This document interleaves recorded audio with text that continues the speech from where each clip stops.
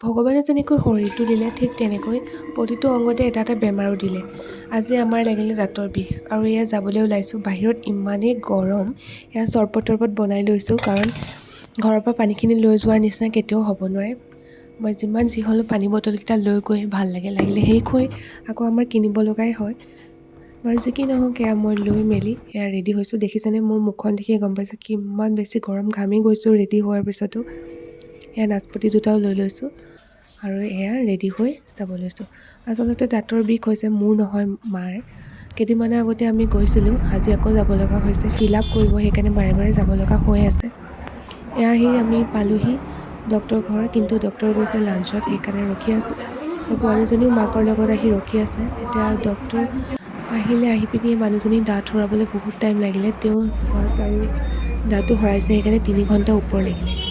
আমনিৰ লগত এয়া বাহিৰতে আহি এয়া কেপচিকামৰ পকৰি খালোঁ। প্ৰথমবাৰ খাইছোঁ, বহুত ভাল লাগিলে। তাৰ আগতে আমি চাহ আৰু ৰুটি খাইছিলোঁ, হ'লেও ইমান টাইম ৰখিছোঁ আমি 12টা বজাৰ পৰা এতিয়া 4:30টাই হ'ব হ'ল। এয়া মাক খাবলৈ দিছোঁ কাৰণ মাৰ ফিল আপ কৰাৰ পিছত 2 ঘণ্টালৈকে একো খাব নোৱাৰিব।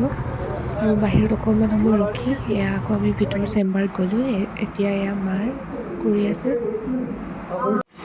দাঁতৰ যন্ত্ৰ পাতিবোৰ দেখিলে খুব ভয় লাগে, একদম মানে বহুত বেলেগ বেলেগ ধৰণৰ। আৰু মাৰ এতিয়া 6টা বাজিব হ'ল আৰু আমাৰ।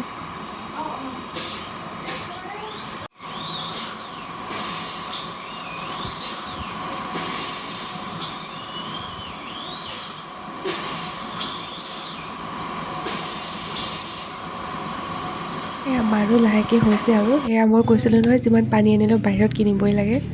তাৰ পৰা আহি আকৌ আমি কেপচিকামৰ পকৰি ল'লোঁ কাৰণ খাই ইমানে ভাল লাগিলে। মই লৈ লৈছোঁ এয়া খাই গাড়ীত যাম। আৰু এতিয়া 8টা বাজিলে, ঘৰ আহি ভাত বনাই খাই শুলোঁ।